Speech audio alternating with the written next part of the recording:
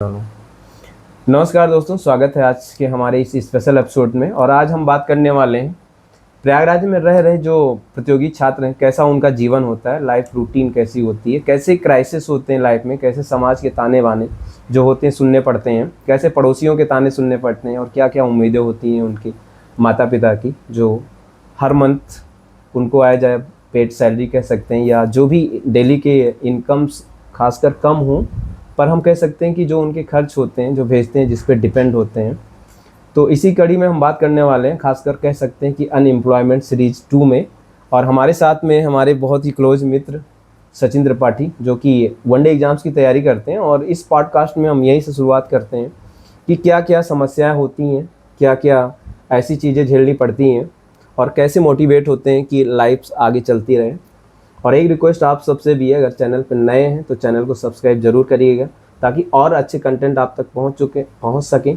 क्योंकि आपकी जो एक सब्सक्राइब होते हैं, जो आप सब्सक्राइब करते हैं, उससे मोटिवेशन मिलता है, और हम लोग और अच्छा प्रयास करते हैं कि अच्छे कंटेंट आप तक पहुँचें जो आपके लिए उपयोगी भी हों। तो सचिन भाई, अपना थोड़ा इंट्रोडक्शन दीजिए। सबसे पहले तो मैं आपके सभी दर्शकों को बहुत बहुत धन्यवाद कहता हूँ।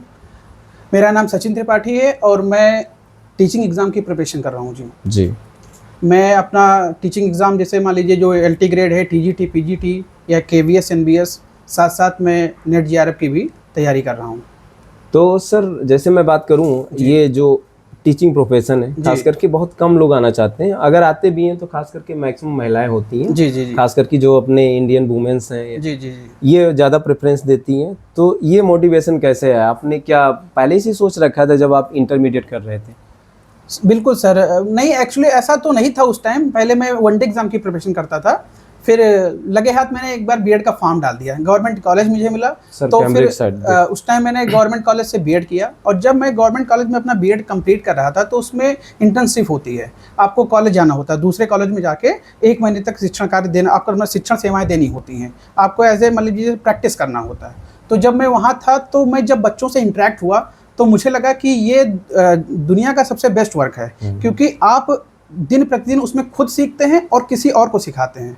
तो फिर उसके बाद से मैंने डिसाइड किया कि मुझे टीचिंग एग्ज़ाम को ही देना है और इसी क्षेत्र में अपना करियर बनाना है। वैसे सर, बात करें तो एक टीचर बनना इतना आसान नहीं होता। बिल्कुल सर, बिल्कुल। खास करके अगर एक सरकारी टीचर बनना है, क्योंकि जो टीचर होता है खासकर वो युग निर्माता होता है। बिल्कुल सर, बिल्कुल। कहते हैं कि एक इंजीनियर गड़बड़ हो गया तो एक ही ब्रिज गड़बड़ होगा, यानी कुछ लोगों की लाइफ बर्बाद होगी। लेकिन एक अगर गड़बड़ टीचर कोई बन गया, और खास करके जो एक पूरी रूटीन तैयार करेगा, खासकर जो आने वाली फौजें जो तैयार करेगा, पूरा गड़बड़ हो जाता है। तो उसके बारे में क्या सोचना है, कैसे एक best as a teacher work करें? बिल्कुल सर, इस बात से मैं पूरी तरीके से सहमत हूँ कि एक टीचर जो है वो समझ लीजिए जो बुनियाद होती है मकान का, उसको वो सेट करता है। वो जिस प्रकार सेट करेगा, मकान उसी आधार पर तैयार होगा। तो एक अच्छा टीचर के लिए सबसे बड़ी बात यह है कि वो फुल डिसिप्लिन हो, फिर उसमें योग्यता की तो कमी ना हो, क्योंकि अगर आप योग्य ही नहीं होंगे तो आने वाली जनरेशन को या अपने बच्चों को क्या सिखा पाएंगे। साथ साथ उसके अंदर बच्चों के साथ इंटरेक्ट होने की जो चीज़ें हैं वो बेहतर हों, कि वो क्लास में, चूँकि हर टाइप का बच्चा होता है, कोई बहुत ही तेज़ होता है, कोई बहुत स्लो होता है, तो उसके अंदर ये कैपेबिलिटी हो कि वो अपने पैरामीटर को सेट कर पाए कि कौन बच्चा छोटा है उसको भी लेकर चलना है, कौन बच्चा बड़ा है, स्मार्ट है, बहुत तेज है, उस पर किस प्रकार काम किया जाए। तो ये सारे गुण अगर एक टीचर में होंगे, तभी वो एक बेहतर टीचर कहलाएगा जी। तो जैसे अभी हम बात करें तो जो टीचर्स की खास करके जॉब होती है, वैकेंसी होती है, जी। सरकार वैसे भी कम निकाल रही है, और बहुत सारे ऐसे सरकारी स्कूल हैं जो बंद होते जा रहे हैं। हाँ, बिल्कुल। जैसे प्राइमरी स्कूल की बात करें तो हाल ही में भी न्यूज आई थी कि 29,000 स्कूल बंद हो चुके हैं जी। और जो वैकेंसी आ भी रहे हैं वो लॉन्ग टर्म तक पेंडिंग पड़ी रहती है ठंडे बस्ते में। कभी आयोग का गठन नहीं हो रहा, कभी आयोग के अध्यक्ष चले जाते हैं। जी। तो फिर ये पेशेंस कैसे बनता है आपका? सर देखिए, पेशेंस का कोई और तरीका नहीं है, हमारे पास कोई और मतलब ऑप्शन भी नहीं है, क्योंकि हमने इस दिशा में काम किया है और मेरा एक जिद है, मुझे मैंने डिसाइड किया कि मुझे इसमें जाना है। 1 साल नहीं 2 साल लगेगा, 2 साल नहीं 3 साल लगेगा, लेकिन मैं उस दिशा में निरंतर कार्यरत रहूँगा। और सबसे बड़ी बात है अगर मोटिवेशन की, तो मोटिवेशन सर आपको बाहर से नहीं आ सकती, बाहर से टेम्परेरी मोटिवेशन मिल सकता है। 2-4 हमने कोई किताबें पढ़ ली तो हमें कुछ बातें अच्छी लगी, वो हमारे कुछ दिनों के लिए काम आएंगी, लेकिन जो सेल्फ मोटिवेशन होता है, जो आदमी खुद से अपने अंदर से आती चीज़ें, वो परमानेंट होती हैं और उसी के बदौलत आप निरंतर कार्यरत रह पाते हैं। आप अपनी फैमिली कंडीशन देखते हैं, आप जब घर से निकलते हैं तो वो ड्रीम्स लेके निकलते हैं। ये सारी चीज़ें हैं जो आपको रिमाइंड आप करते हैं, तो फिर आपको लगता है कि नहीं नहीं, मुझे अभी इसी दिशा में कार्य करने की ज़रूरत है और मैं काम करूँगा। जी। जी। तो सर जैसे अभी यूपी के ही फॉर्म भरते हैं कि अदर स्टेट्स के भी निकल रहे होते हैं तो वहाँ भी अप्लाई करते नहीं हैं? सर, आप अभी देख रहे हैं कि यूपी का हाल तो बेहाल है। पिछले कुछ दिनों से क्या, कुछ सालों से आप देख रहे हैं कि वैकेंसी क्लियर नहीं हो पा रही समय पे। तो हम लोग यूपी के साथ साथ अदर स्टेट भी हैं, सेंट्रल गवर्नमेंट की जो जॉब हैं, जैसे KVS है, EMRS है। मैंने EMRS का पेपर भी दिया है, उसका मेंस मेरा हुआ है, साथ साथ ELT का भी मेंस है मेरा। तो मैं अदर स्टेट साथ साथ सेंट्रल गवर्नमेंट की जो जॉब हैं उनके लिए भी मैं प्रिपेयर करता हूँ। जैसे सर मैं देख रहा हूँ आपने काफ़ी बुक अच्छी बुक्स अच्छे राइटर की रखी हैं और जी। इसको देखकर लगता है कि जियोग्राफी में काफ़ी इंटरेस्ट है। बिल्कुल सर। तो मैं चाहूँगा उसी से रिलेटेड एक क्वेश्चन, जैसे बहुत सारी चीज़ें आती हैं कि जो यूपी की पॉपुलेशन है, जी जी, है ना, ये कुछ कंट्री के पॉपुलेशन के बराबर है। बिल्कुल कुछ कंट्री की जितनी पॉपुलेशन हुआ करती है उतनी अपनी यूपी की पॉपुलेशन। जी जी जी। और तो अगर जियोग्राफी के नज़र से देखा जाए, आपकी जो दृष्टिकोण है जियोग्राफी के, उससे देखें तो क्या रीज़न है जो पॉपुलेशन, यूपी की पॉपुलेशन इतनी ग्रोथ कर रही है, इतनी बढ़ रही है? जैसे सर अवध ओझा सर कहते हैं कि भूगोल आपका स्वभाव निर्धारित करता है। तो उसी दिशा से मैं बताना चाहता हूँ उसी संदर्भ में कि किसी भी क्षेत्र की जलवायु जिस प्रकार होगी वही निर्धारित करेगी कि वहाँ की पॉपुलेशन कैसी होगी। आप देखते हैं कि हम लोग गंगा यमुना के दोआब क्षेत्र में हैं, जो बहुत ही फर्टाइल लैंड है। अगर आप खेत में, हर आदमी चूंकि ग्रामीण क्षेत्र से जुड़ा हुआ है, अगर आप खेत में नॉर्मल बीज भी छींट देते हैं तो खाने भर का पैदावार हो जाती है। जो सबसे बड़ा कारण है अनुकूल जलवायु, यहाँ पे पानी की सुविधाएं हो, चाहे फर्टाइल लैंड हो, चाहे फिर जैसी भी चीजें हो, ये एक भूगोल के दृष्टिकोण से बहुत ही अनुकूल है मानव के विकास के लिए। तो आप इस देख रहे हैं, यही रीजन है कि यहाँ सबसे जनसंख्या है। यानी यहाँ की जो जमीन है वो फर्टाइल तो है ही, और जहाँ फर्टाइल जमीन होती, खास करके अगर हम एंशिएंट टाइम में जाएं तो वहाँ भी लोग वहीं अपने घर बनाते थे या बसते थे जहाँ पे पानी की एक उचित समुचित व्यवस्था होती थी। बिल्कुल सर, पानी की उचित समुचित व्यवस्था है, फर्टाइल लैंड है, रहने के लिए समतल भूमि है, जो मानव निवास के लिए सबसे अनुकूल वातावरण। लेकिन सर अगर लैंड फर्टाइल है तो उसके लिए तो ज़्यादा कंपलसरी वाटर है ना? नहीं, बिना पानी के फर्टाइल लैंड क्या कर सकते हैं? ये सारे फैक्टर, मैं कह रहा हूँ कि जलवायु में सिर्फ एक फैक्टर नहीं, सिर्फ आप लैंड के समतल होने की बात नहीं कर सकते हैं। उसमें आपका पानी का स्तर भी देखा जाएगा, उसमें आपकी समतल भूमि भी देखी जाएगी, वहाँ आपका फर्टाइल लैंड भी देखा जाएगा कि मिट्टी की उर्वरा शक्ति किस प्रकार है, कौन सी प्रकार की मिट्टी है। तो ये सारी चीज़ें मिलकर जलवायु बनाती हैं। तो आप एक सरल शब्दों में कह सकते हैं कि जलवायु अनुकूल होने के कारण यहाँ पे एक अधिक मात्रा में जनसंख्या पाई जाती है। अच्छा सर, इसी से रिलेटेड एक और क्वेश्चन। जी बिल्कुल। जैसे जियोग्राफी, तो प्रयागराज में आप रह रहे हैं, यहाँ की जलवायु, क्लाइमेट है ना, और इसको प्रयागराज भी कहा जाता है सभी तीर्थों का राजा। हाँ सर। तो यहाँ की जियोग्राफिकल कंडीशन कैसी है? सर इसे धार्मिक तौर पे तो तीर्थों का राजा कहा जाता है, और साथ साथ अगर हम भौगोलिक दृष्टिकोण से देखें तो यहाँ पे गंगा यमुना का संगम है। पहले सरस्वती भी थी जो अभी लुप्त है, ऐसा कुछ उसका प्रमाण नहीं है। यहाँ पे अनुकूल जलवायु है, कोई दिक्कत नहीं है, यहाँ पे सारी चीज़ें ठीक हैं। ये है कि गर्मी थोड़ा सा, चूँकि हम पठारी क्षेत्र में प्रवेश करने लगते हैं यहीं से, मान लीजिए, तो यहाँ पे गर्मी की मात्रा ज़्यादा है, थोड़ा गर्म ज़्यादा पड़ता है, बाकी चीज़ें सामान्य हैं, सम जलवायु है। तो सर जैसे इस समय गर्मी का माहौल चल ही रहा है, एज ए स्टूडेंट कैसे मैनेज करते हैं, क्योंकि बहुत सारी चीज़ों का अभाव होता है। बिल्कुल सर, यहाँ घर इतनी सुविधाएं तो नहीं बना सकते हैं, तो कैसे मैनेज होता है ये सारी चीज़ें डेली रूटीन में? सर मैनेज करने के लिए सबसे बड़ी चीज़ है पानी की व्यवस्था। तो हम लोग गर्मियों के दिनों में घड़ा यूज़ करते हैं, उसी से ठंडा जल हमको मिलता है जी। और कोशिश करते हैं कि जो रूम या हमको मिले वो 2-3 फ्लोर के हैं और हमें ग्राउंड फ्लोर पे मिल जाए, क्योंकि हमें सब सुरक्षा सर उसी से हो सकती है। बाकी अगर गर्मी और बढ़ती है खैर तो कूलर वगैरह व्यवस्था किया जाता है सर। तो कैसे यहाँ का माहौल होता है? जैसे आप देखा हूँ मैं अभी अंदर आ रहा था, तो लॉज है, बड़ा सा लॉज है जी जी। तो यहाँ की कैसा माहौल है? जैसे कोई नया स्टूडेंट्स आ रहा है तो आपको देख करके आएगा कि भैया तो वहाँ रहते हैं जी, तो कैसे माहौल में रहना ज़्यादा अच्छा होगा उसके लिए? क्योंकि कुछ बच्चे गाँव से आते हैं, अभी इंटर करके रिजल्ट आया ही है जी, तो बहुत सारी चीज़ें उनको हवा लग जाती है यहाँ की, और गलत लोग कुछ ज़्यादा ही मिलते हैं। तो क्या सजेशन होगा उनके लिए बेस्ट चूज करने के लिए, best place, best room? Sir उनके लिए तो सलाह यही रहेगा कि आप जब भी कोई आता है तो किसी न किसी के माध्यम से आता है, कोई ना कोई उसका अग्रज होता है, कोई ना कोई उसका एक मान लीजिए पथ प्रदर्शक होता है जिसके माध्यम से वो आता है, तो वो उसको ध्यान यही रखना है कि। तो सचिन जी, जैसे मैं देख पा रहा हूँ आपके रूम को काफ़ी अरेंज करके रखा है और काफ़ी बुक्स भी यहाँ दिख रही हैं, तो बेस्ट बुक कौन होगी भूगोल की?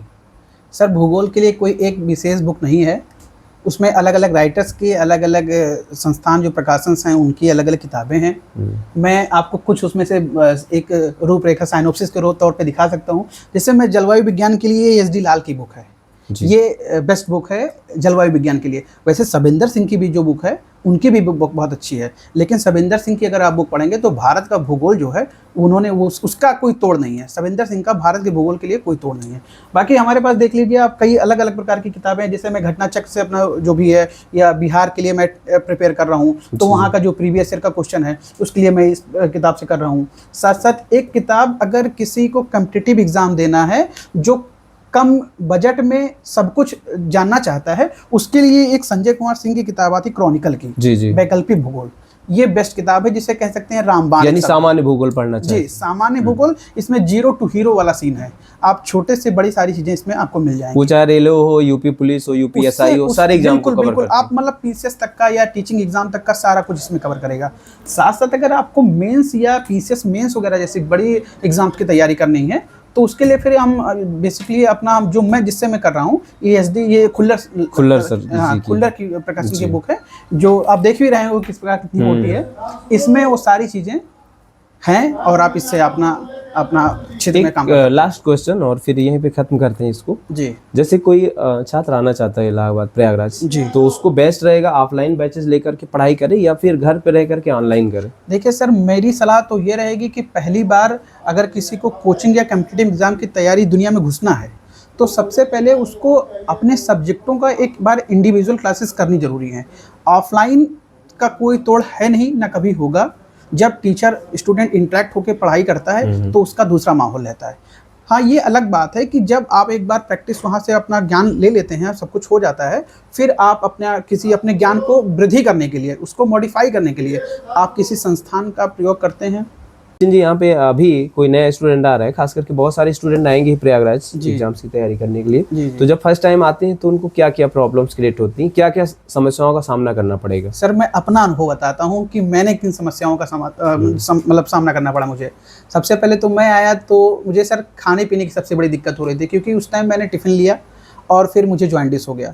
तो लगभग इलाहाबादी बच्चों के साथ ये होता है कि वो इस दौर से ज़रूर गुजरते हैं कि उनकी तबीयत ख़राब होती है, उनको टाइफाइड है या डेंगू है या इस प्रकार की जो बीमारियाँ होती हैं जल प्रदूषण के कारण, उनसे गुजरना पड़ता है। नंबर 1 कारण ये है। दूसरा है कि उन्हें सर अगर सही गाइड नहीं मिलता है तो वो नाना प्रकार की जो यहाँ पे पैसा खींचने वाली संस्थान है उनके चक्कर में फंस जाते हैं, मिसलीड हो जाते हैं। और दूसरी चीज़ है कि हर लाज में मठाधीश होते हैं जो आपको गलत राह बताएंगे। आप पहुंचेंगे तो आपको बताएंगे ऐसे नहीं, आप इसकी तैयारी करिए, आप ऐसे नहीं, आप उसकी तैयारी करिए। मतलब जो आपकी क्षमताएं हैं उसको जाने बिना आपको एक नया रास्ता बता देंगे। हो सकता है आपका विवेक इतना काम ना कर रहा हो, आप इतने बुद्धिमान ना हो और फिर आप उसमें फंस जाएं। तो ये ये ऐसी समस्याएं हैं जिनसे लगभग हर विद्यार्थी को गुजरना पड़ता है। यानी कोई न्यू स्टूडेंट्स आ रहा है तो उनको इन चीज़ों से बचना बिल्कुल बचना चाहिए। अपने अकॉर्डिंग जो सोच क्या है, अपना स्वास्थ्य सही रखें और एक अच्छा मार्गदर्शक जरूर चुनें जिनके माध्यम से वो आगे बढ़ें। तो उसको बेस्ट क्या रहेगा, कहीं पार्टनरशिप में रहे या अकेले? जैसे मैं देख रहा हूँ आप अकेले ही रह रहे हैं। जी, पहले तो कोई आएगा तो मुझे लगता है कि वो पार्टनरशिप में ही रह पाएगा, क्योंकि अकेले सर्वाइव करना, क्योंकि 10 बाई 10 के कमरे में अकेले रहना ये बहुत चैलेंजिंग होता है। हाँ, आप जब 1-2 साल बिता चुके होते हैं तो आप अभ्यस्त हो चुके होते हैं, तब चीज़ें आसान हो जाती हैं। लेकिन उससे पहले आपके लिए बहुत ही ये टफ पीरियड होता है उस टाइम, क्योंकि आपको खाना भी बनाना होता है। तो आप दोनों टाइम खाना बनाएंगे, बर्तन धुलेंगे, ये सारी चीज़ें जो होंगी आपके लिए बहुत चैलेंजिंग हो जाएगी। जैसे अभी देखा जाए आजकल जॉब बहुत कम आ रहे हैं, सरकार गवर्नमेंट्स बहुत ज़्यादा जॉब पे फोकस नहीं कर रही, खास करके गवर्नमेंट इन चीज़ों पे। तो बहुत सारी कुमार विश्वास जी की लाइनें मैंने सुना है, मैं नाकाम होकर जब, है ना, बिल्कुल बिल्कुल, यहाँ इलाहाबाद पहुँचा था, ऐसी कुछ लाइनें। तो आपके अंदर भी ऐसी चीज़ें आती होंगी जब कि आप पूरी तरीके से निगेटिव थाट्स आने लगते हैं जी, तो कैसे उनको दूर करते हैं? सर, इसके लिए मैं संगीत का सहारा लेता हूँ। साथ साथ मैं स्पोर्ट्स एक्टिविटी में भी रुचि रखता हूँ थोड़ा बहुत। जब मुझे लगता है कि कुछ नहीं हो रहा है तो मैं अपनी कापी किताब बंद करके ग्राउंड निकल जाता हूँ, क्रिकेट खेलता हूँ और मूवियाँ भी देख लेता हूँ। कुछ ऐसे इंस्पायरिंग मूवी हैं उनको देख लेता हूँ। जैसे मैंने बताया कि ये सब, लेकिन ये सब हैं टेम्परेरी मोटिवेशन जो आपको उस समय के ट्रामा से निकालने के लिए काम करती हैं। लेकिन जो परमानेंट है वो इनर मोटिवेशन ही आपका काम करता है। यहाँ पे बहुत सारी बड़े बड़े इवेंट्स भी हुए, अभी महाकुंभ हुए, तो क्या कुछ महाकुंभ की चीज़ें भी हैं जो अभी एग्जाम जो देने गए थे या हो रहे हैं, तो उससे संबंधित क्वेश्चन बनते हैं क्या? नहीं सर, पूछता है जैसे एक सबसे बड़ा क्वेश्चन तो ये पूछता है कि उत्तर प्रदेश का 76वां जिला कौन सा है, तो 76वें जिले के रूप में महाकुंभ को दर्जा दिया गया था।